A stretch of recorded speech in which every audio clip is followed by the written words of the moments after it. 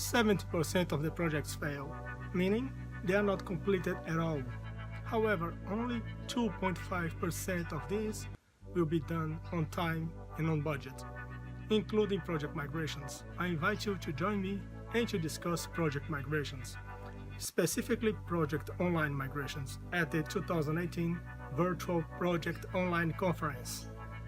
And why I'm wearing this? Well, I for one love cycling, and I see many parallels between climbing a mountain and delivering a project. So that's our plan for today. We will today climb a mountain and talk about Project Online. See you later.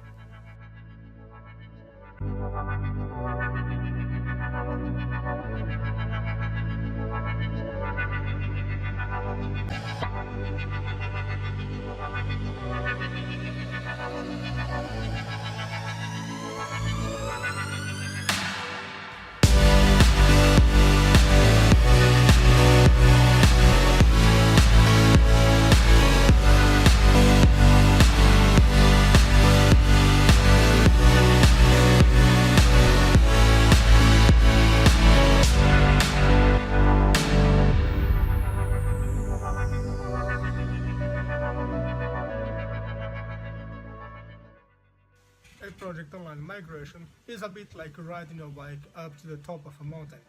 The road is there for you to ride, the mountain is there for you to climb. You know how high is the ascent, you know how long it takes others to do it, and you know how to get there. With so many knowns, what's the deal? The deal and the challenge is on the climb itself.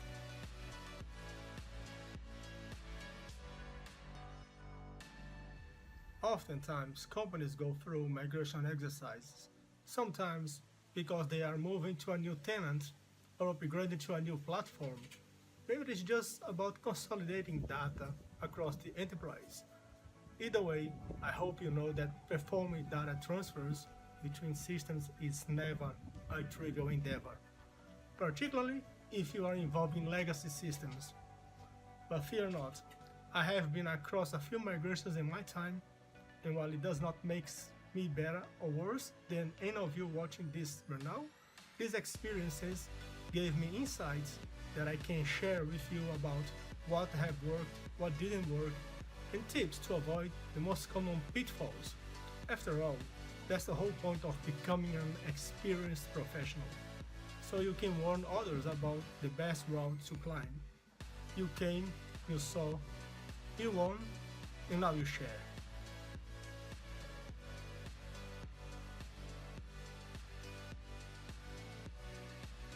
To make our conversation more structured, I categorize the overall migration in 6 steps: preparation, change freeze, execution, homologation, rollback plan, and decommissioning.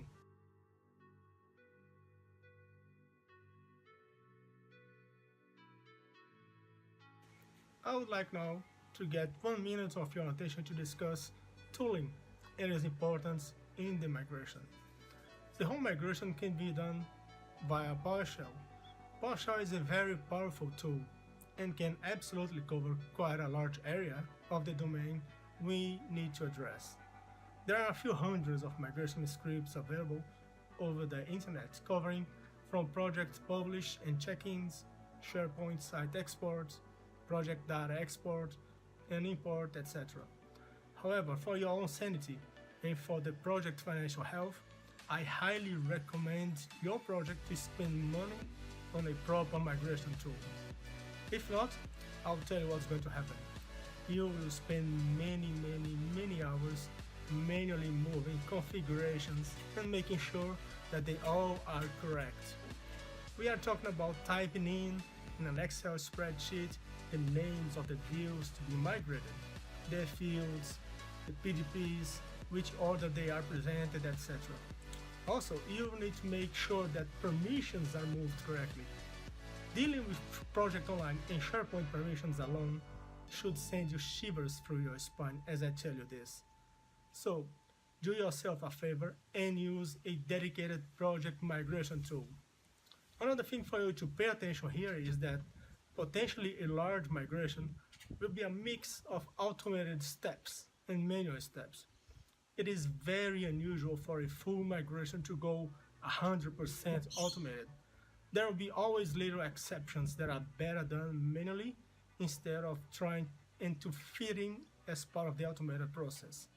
Sometimes 95% of a migration goes automated, and the 5% are exceptions. My tip for you is to address the 95% of the projects that can be migrated automatically and tackle the 5% remaining manually.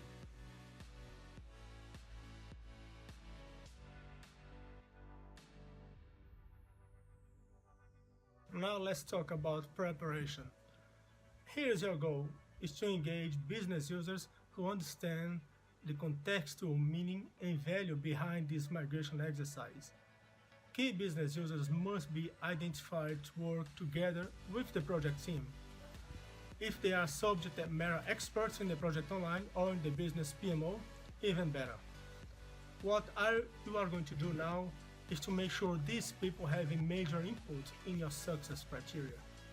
They will help you to define what a successful migration is for the businesses. Also, in the preparation, you should establish clear ownership of the data. We are talking here about who owns the data, as in systems, and their level of quality. This point will drive the business decisions the migration might need to make. Now, if you work in a medium to large organization, you probably know that one of the challenges that this presents is that often there is no clear ownership of data. A lot of businesses do not have a dedicated data quality manager. How to fix this? You fix this by making sure that accountability and ownership of managing the data is crystal clear. Put in a Word document what decisions are made and shared around what data to keep, what additional data is needed, and if they are relevant for the migration or not. Then you navigate the conversation along these lines. Scope is the key word here. Now that we have identified the users and the data, we can perform the dry runs. Dry runs are very important because they form baselines. They will give you an indication of how long the migration will take, how much data is effectively transferred, and what kind of problems you might encounter. Try to perform dry runs as much as possible and as often as possible. Start with 2 projects, then 5 projects, and then slowly progress until about 10% of the number of total projects or until you have enough confidence on the test results. Every wave of dry runs will give you insights and issues that need to be addressed before the next wave of dry runs.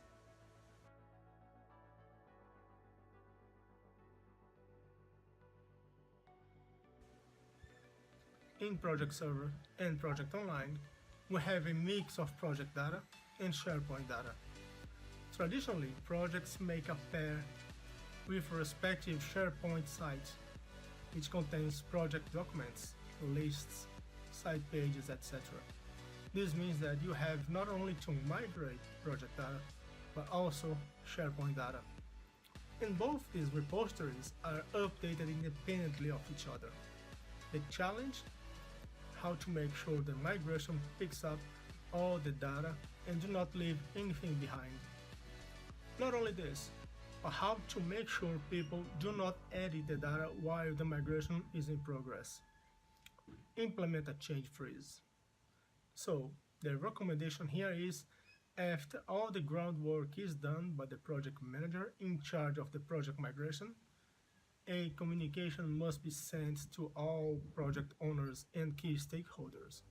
And basically, will be along these lines such as, dear project owners, the project migration will start next Friday at 6 p.m. Make sure all your reports are generated, your forecast and actuals are checked, and your projects are checked in and published, etc., etc., etc. Change freeze is paramount. Lock the project, lock the SharePoint.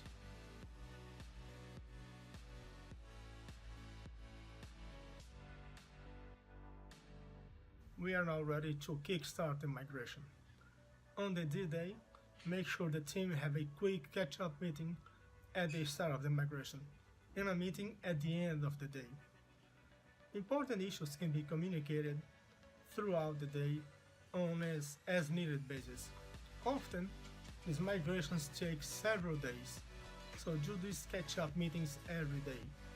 They are quick meetings, about 5 minutes, and the goal here is to make sure everyone is on the same page on the progress. Traditionally, there is an order on how things are moved, so I will share with you how I approach these components. I group them in 10 points, just so you can monitor them individually. Bear in mind that every business is different, so chances are every migration will be different. They might share a lot of common points, but let's take this as a guide for your plan, not as the plan itself, okay? Check source and target environment's health. Are the users configured? Is AG Sync in place? Are the environments in a healthy state? Are the features needed in the target environment enabled, etc. Make sure these foundations are set in a good state. Check for pending relevant messages in the PWA queue. Make sure all enterprise components, I'm talking about resources, custom fields, calendars, and projects, are checked in and published. If not, force them to be. Migrate the solution packages. Migrate the site templates used by the project enterprise types and the lists that live in the PWA root. Migrate the PWA root configuration.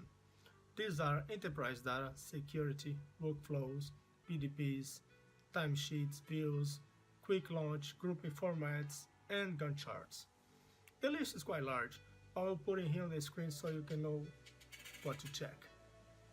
Migrate the schedule templates and the enterprise global configuration, also known as the MPP file. Do a sanity check. At this stage, you can actually have a checkup in the target environment to see if the enterprise projects are associated to the right template. If not, then do this association manually. Next, migrate the PWA site columns and content types.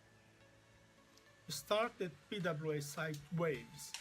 Well, let's talk a bit about what are the site waves.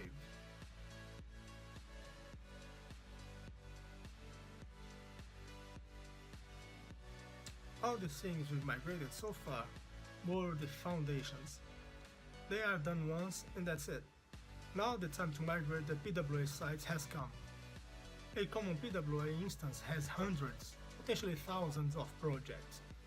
What you want to do now is to try to migrate them in chunks that can be easily audited as they progress. My recommendation to you is to create batches of X number of projects and migrate them in one go, if possible simultaneously. Some migration tools allow for this to happen. Personally, what I do is to have listed on a spreadsheet the projects for each particular wave and their migration outcomes. Any errors caught in the wave are then recorded in that spreadsheet for later discussion. You do as many waves as are required until all projects are migrated. You should expect a few issues, not too many, but just a few.